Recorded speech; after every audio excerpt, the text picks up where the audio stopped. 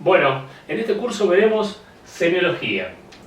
Este curso va a incluir o va a referirse a diferentes cátedras, ¿sí? Del CBC de la Universidad de Buenos Aires, pero también a otras universidades del país y por supuesto terciarios, y también materias y refuerzo, como un refuerzo también, ¿por qué no?, para otro tipo de asignaturas de otras carreras y mismo del secundario y terciario. Por lo tanto, vamos a ver algunos conceptos, los vamos a ver en profundidad, pero también me gustaría que vieran diferentes maneras de evaluar y diferentes inclinaciones que tienen algunos diferentes profesores y demás que vamos a estar repasando. Esto es, ver algunos conceptos, significados y además ver qué se le puede llegar a preguntar en un examen, ya sea un parcial, ¿sí?, un final o en correlación con otro tipo de materias a lo largo de las carreras, porque semiología tiene algunas particularidades tales como incluir algunos autores, llámese Bourdieu, Saussure, Peirce, el mismísimo Bakhtin, ¿sí?, que van a aparecer en diferentes momentos de cualquiera de las carreras afines, ¿sí?, llámese letra, filosofía, psicología, ¿sí? Entonces, este tipo de conceptos van a servir después y van a servirse también de diferentes conceptos de otras carreras y por supuesto de disciplinas, de diversas esferas de la humanidad. Esto lo vamos a ir notando principalmente porque vamos a hablar de conceptos como el estructuralismo, ¿sí?, que es una corriente muy importante y que nace desde la lingüística y se propaga hacia las ciencias sociales, se ve en psicología, se ve en sociología, ¿sí? Estamos hablando del principio del siglo XX. Entonces, en el caso de Saussure, que va a ser nuestro primer tema de la materia y de estos videos, es un poco el padre de la lingüística moderna, este curso de lingüística general, que en realidad él nunca escribió, sino creo que fueron sus alumnos quienes tomaron nota de estos cursos, allá por los albores del siglo XX, decíamos, en épocas donde ya estaba instalado el freudismo, en épocas donde ya existía Darwin, ¿sí?, en épocas donde ya existían algunos otros pensadores muy importantes de la humanidad, y que Saussure vendría a dialogar con ellos, así como vamos a ver que hay otros autores como Bakhtin, que dialogan con Saussure.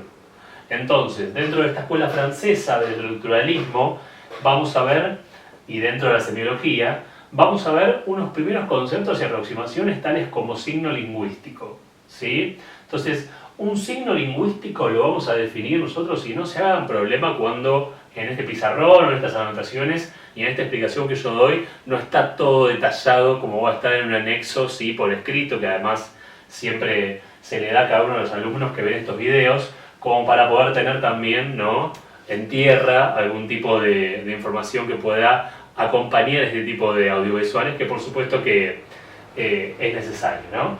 Entonces el signo lingüístico va a ser una entidad biplánica, una cosa con dos planos, con dos partes. Una de esas partes va a ser el significado y la otra el significante. Algunas palabras de estas como significantes son neologismos o fueron neologismos en esta época porque no existían como tal. Entonces, si él ponía significado y, no sé, por ejemplo, entablante de relación o algo así, iba a quedar poco estructuralista, poco dicotómico, ¿sí? Él lo que quería establecer eran dicotomías entre dos elementos siempre: significado, significante, concepto, imagen acústica, lengua, habla, ¿sí? Entonces lo vamos a ver esto a lo largo de la parte del apartado de Saussure, que va a ir recurriendo a diferentes aceites estructuralistas que vamos a poder notar a lo largo de esta pequeña explicación. En el caso del signo lingüístico, entonces, es una entidad biplánica que contiene significado y significante. El significado es el concepto, como cuando uno dice, ¿cuál es el concepto que tú tienes sobre, no sé, un perro? Bueno, compañero, ¿sí? Que tiene cuatro patas, que es de tal o cual manera. Bueno, eso va a ser una buena regla para nosotros pensemos qué es el significado, es el concepto. ¿De dónde parte esto o en qué se apoya? Básicamente en un significante. Este significante es en realidad una imagen acústica, que es algo que fisiológica, física, psicológicamente me llega a mí, me despierta, le despierta en la mente al hablante un concepto, un significado. Es decir, si ahí me llega la cadena fónica P, E, R, R, O, ¿sí? Supongamos ahí, o entre las R también un guión si quieren, más que nada por los fonemas que van llegando. Y en mi mente, como hablante y oyente a la vez, después vamos a diferenciar un poco esto también, a mí me despierta el concepto o el significado que perro tiene para mí, ¿sí? Que a mí ya está almacenado en mi mente. Esto va a ser alguna de las críticas también que le van a hacer a Saussure, ¿no? No puede ser que esto esté solamente en la mente del hablante, pero bueno, lo veremos después. Lo importante, entonces, es que esta cadena fónica, ¿sí? Esta huella psíquica, una huella que haya quedado en mi mente de esta cadena misma, de perro, puede ser gato, puede ser árbol, lo que fuera. Árbol es el ejemplo que se da en el curso de lingüística de Saussure. Entonces tenemos en perro, que es una imagen acústica que me va a despertar un concepto que seguramente será el de perro, ¿sí? Que no voy a dibujar para no pasar papelones, pero ustedes se imaginarán que hay un concepto de perro en la mente que a mí se me activa apenas yo recibo esta información, ¿sí? Por supuesto la puedo leer también, porque si no a un sordo no se le despierta ningún concepto, sin embargo lo tiene. ¿Sí? Después vamos a ver respecto de lengua y habla cuál es este concepto y dónde está, englobado dentro de qué ámbito. Entonces tenemos el significante, que va a ser este elemento muchas veces más físico, a veces suele ser más físico en el sentido de que es una palabra escrita que a mí me va a despertar un significado que es menos físico, menos material, ¿se entiende? Entonces el significante de repente puede ser la forma de la palabra, ¿no? Y el significado entonces va a ser ese concepto que me quiere significar. Bien, esto que les quede claro y lo repito más que nada para tener una relación más segura, más directa cada vez que pensemos en estas dicotomías, ¿no?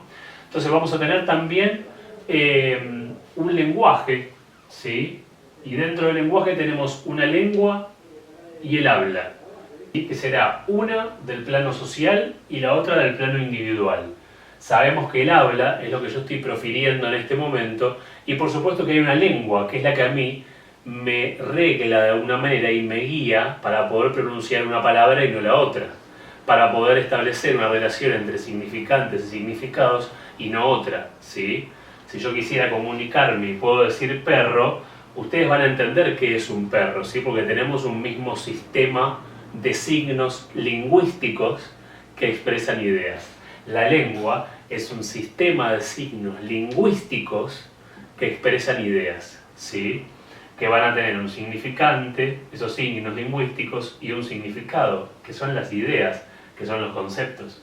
¿Se entiende? Entonces tenemos a la lengua como un aspecto social, es decir, es algo que uno hereda, uno es preso de la lengua, va a decir Saussure, ¿sí? No es que uno pueda elegir tenerla o no, uno tiene determinada lengua de señas, uno tiene determinada lengua, la alemana, la española, la que fuera, del origen que fuera, y se va a comunicar con ella.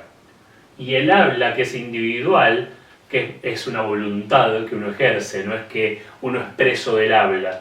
Podemos tener lengua sin habla, pero no podemos tener habla sin lengua. Interesante, ¿no? Podemos tener habla y podemos tener lengua, las dos, y son casi siempre obligatorias las dos. Por supuesto hay gente que no puede hablar o que elige no hablar o se comunica de otra manera, por lo cual tenemos al habla individual y a la lengua social, ¿sí? Y por supuesto el habla hará evolucionar, y esto lo vamos a ver también más adelante en los otros apartados de Saussure, que el habla hace evolucionar, hace avanzar a la lengua, es decir, la nutre de los elementos necesarios y además la va renovando, ¿no? Le va agregando elementos a este, nuevamente, sistema de signos lingüísticos que van a expresar ideas, ¿no? Y que van a estar interrelacionados entre sí, por supuesto. Entonces, el habla, dijimos, no puede existir sin la lengua, que es ese sistema, y otra vez lo repito porque es un concepto clave en Saussure, ¿sí? Va a ser un sistema. Este es el ABC de Saussure, ¿sí? Sistema, estructuralismo, dicotomías, signo lingüístico, lenguaje, fundamentalmente lengua. Saussure es el lingüista de la lengua. Esto quiere decir que no va a estudiar el habla, que hasta ese momento no se había estudiado. De hecho, él creía que el habla no se podía sistematizar. Por eso no estudiaba la lengua, por eso estudiaba la lengua y no el habla. ¿Se entiende? Por esto era. Después de los años 40, 50, 60, empezaron a estudiar los actos de habla y se dieron cuenta de Sharp, Austin, Searle y otros tantos, que el habla sí era sistematizable. y si se podía ver las relaciones entre las partes y ver cómo se relacionaban, por ejemplo, estableciendo qué relaciones de poder había entre los hablantes y oyentes de una comunidad X. Entonces tenemos el habla también como herramienta de exposición de la lengua y es individual. Todo esto conformará el lenguaje. Casi no lo veremos en la materia, veremos más que nada lo que es la lengua, ¿no? Entonces, que está conformada por estos signos, que son a su vez estos elementos que vimos por ahora, que nos van a servir también para empezar a ver algunas de las propiedades que tiene el signo y también qué propiedades tiene la lengua en sí, además de otras comparaciones y, por supuesto, puntualizar bien cuáles van a ser las preguntas de examen. Por ejemplo, una de ellas es: defina signo lingüístico según Saussure o establezca la diferencia entre lengua y habla. También te puede preguntar por qué la lengua es un sistema de signos puros, ¿sí? Entonces ahí vamos a ver un par de puntos importantes a partir de ahora. Vamos a tratar de estar bastante encima de lo que son las respuestas posibles o las preguntas posibles de cualquier tipo de examen, de cualquier nivel.